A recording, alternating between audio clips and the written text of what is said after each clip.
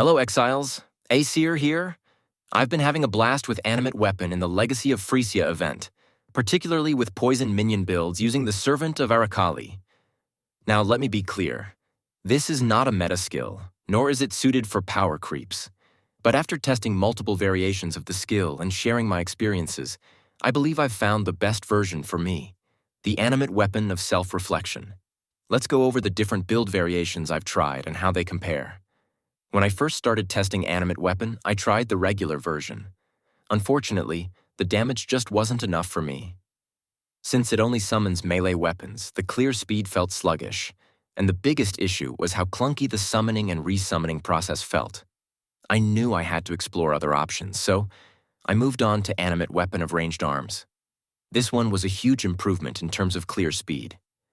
Being able to summon ranged weapons, especially when supported by greater multiple projectiles, meant I could clear maps much faster.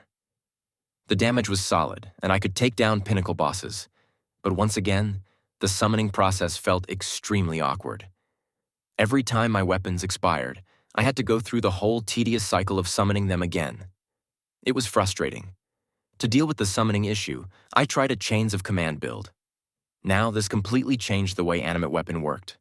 The resummoning process became fully automated, giving the build a zero-button playstyle while mapping. It almost felt like the perfect way to play Animate Weapon. But then I realized the drawbacks.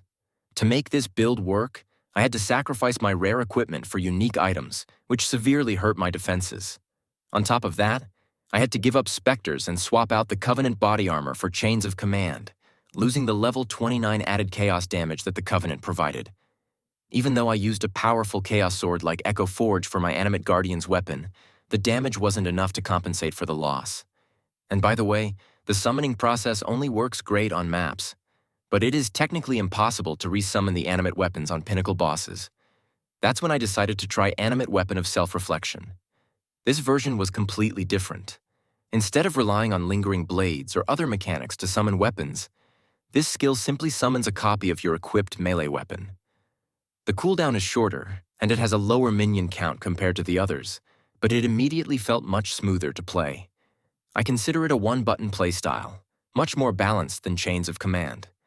The biggest advantage was that it allowed me to bring back the Covenant and Spectres, which significantly boosted both my damage and defenses.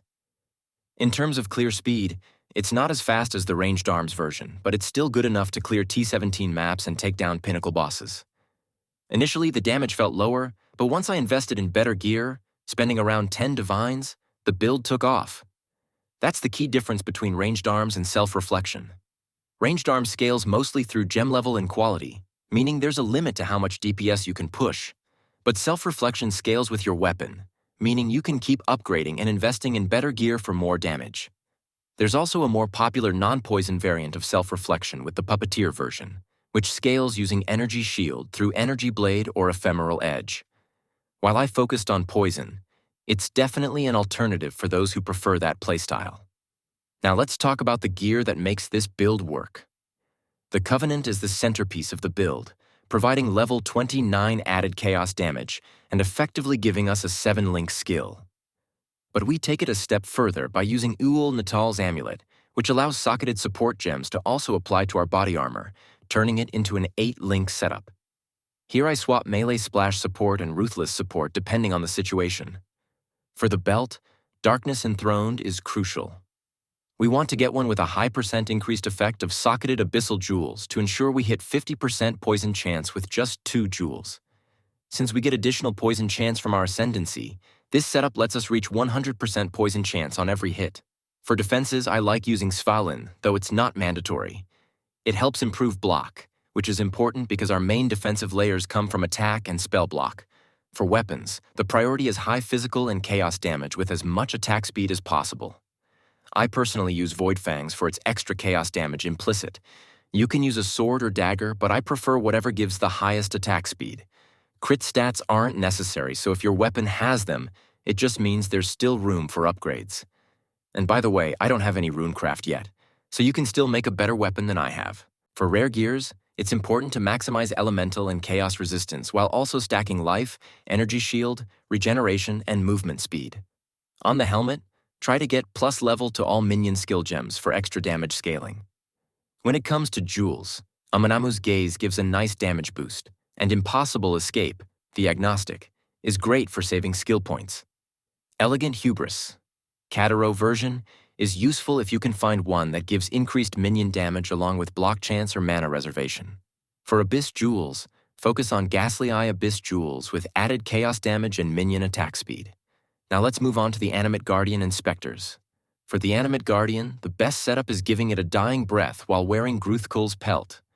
Crown of the Tyrant is the best choice for overall DPS, but Leercast is also a viable alternative. For Spectres, the ideal setup includes Perfect Warlord, Perfect Forest Warrior, and Perfect Forest Tiger. Right now, I haven't reallocated my passive points to get Death Attunement, so instead, I anointed my amulet for reservation efficiency. This will probably change once I hit level 100 and have more points to work with.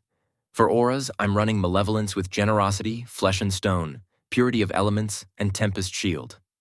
One important automation trick is linking Convocation with Steelskin to keep our minions close while maintaining survivability. I also use an Arcanist brand setup to automate Despair and Desecrate, which helps apply Flesh Offering for a massive attack speed boost to our minions. In summary, Animate Weapon of Self-Reflection is the most comfortable version of the build I've played. It's not the best for raw clear speed, but it has the highest damage potential due to how it scales with our weapon.